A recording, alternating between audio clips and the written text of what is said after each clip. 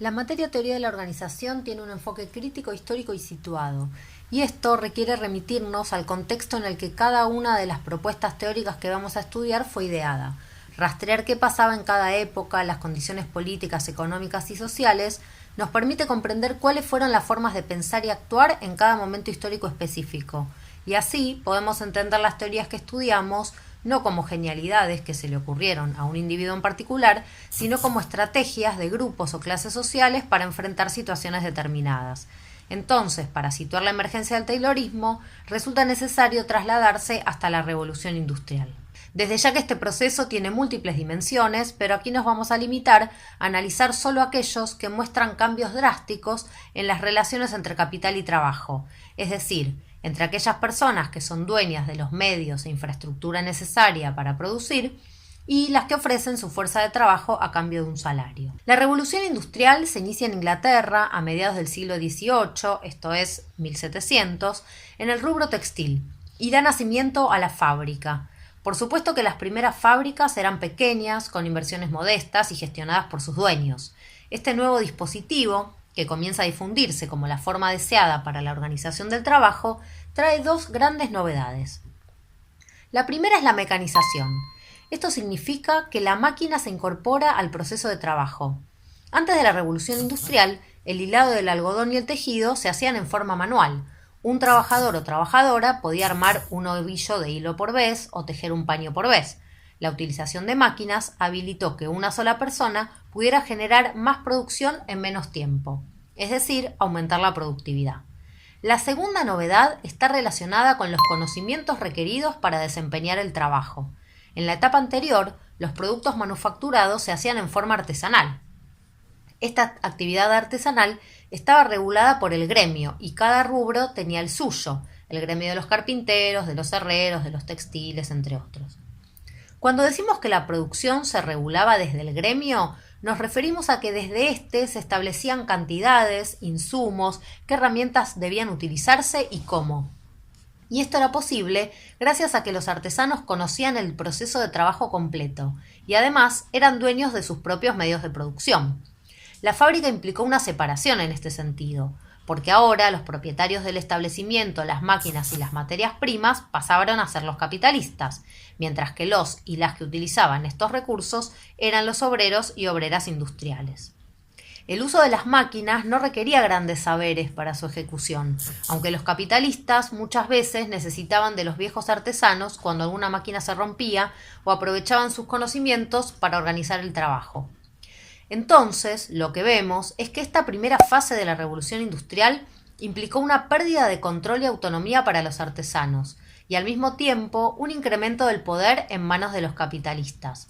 Claro que estos avances no estuvieron libres de conflictos, ya que los trabajadores no deseaban perder su estatus previo, su libertad para decidir cómo y cuándo hacer sus tareas. De hecho, existió una fuerte resistencia inicial a someterse a las reglas impuestas por el dueño de la fábrica, que se presentaba como la nueva autoridad. A medida que este modelo de fábrica se va consolidando y paralelamente se dan grandes avances tecnológicos, entramos en lo que se conoce como la segunda fase de la revolución industrial.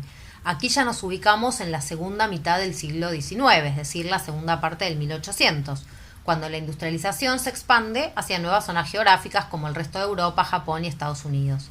Además, ya no hablamos solamente del sector textil, sino que ahora las grandes protagonistas van a ser las industrias pesadas, las de base, las que sirven para generar infraestructura y maquinaria para toda la rama industrial, como por ejemplo el petróleo, el acero, la electricidad y la química.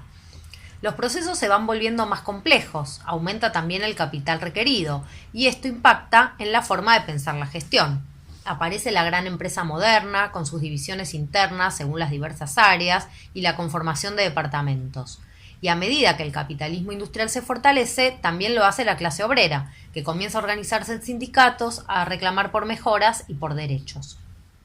En Estados Unidos, el país de Taylor, la industrialización tiene algunos rasgos particulares que nos van a ayudar a comprender cómo era allí la relación entre capital y trabajo en el momento en el que Taylor elabora su propuesta. El proceso se da de manera ágil, con incorporación tecnológica, tomando como base la experiencia que los estadounidenses habían tenido en la producción de armas durante su guerra civil, ese American System que menciona Coriat en su libro El taller y el cronómetro, que sirvió como antecedente para la producción en serie.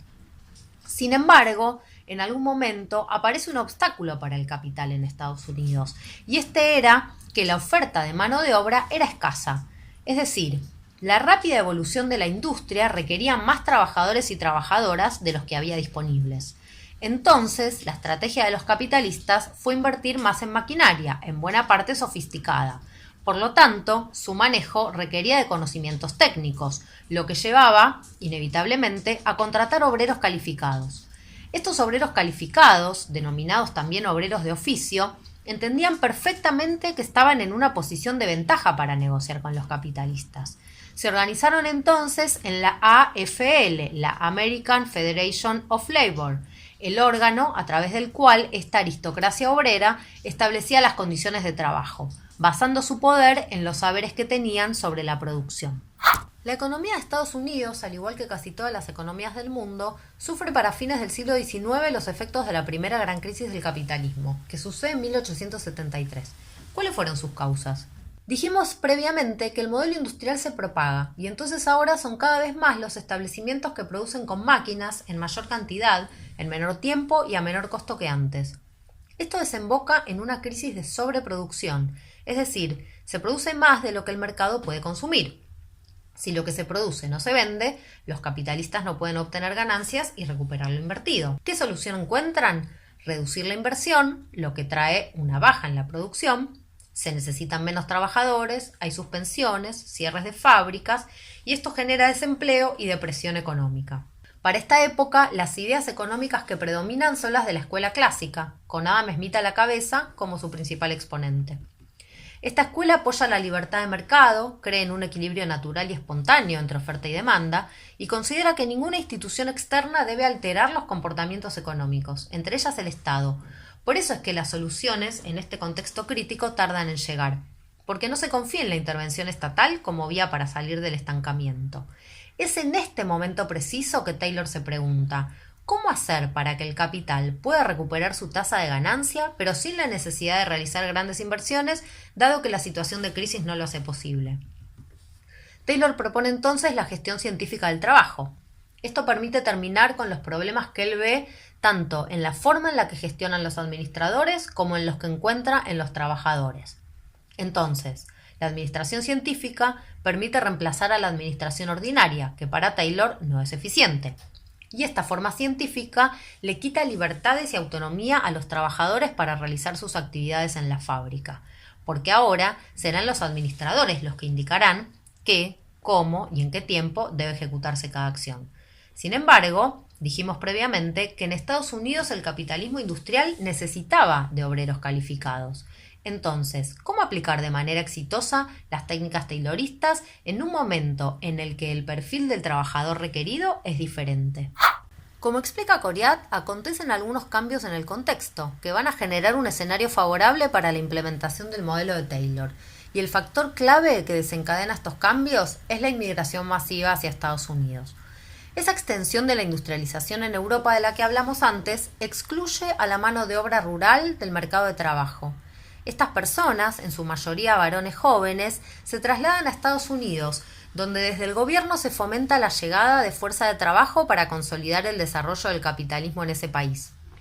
Antes habían llegado inmigrantes, casi todos con alguna experiencia industrial previa y también con una experiencia sindical.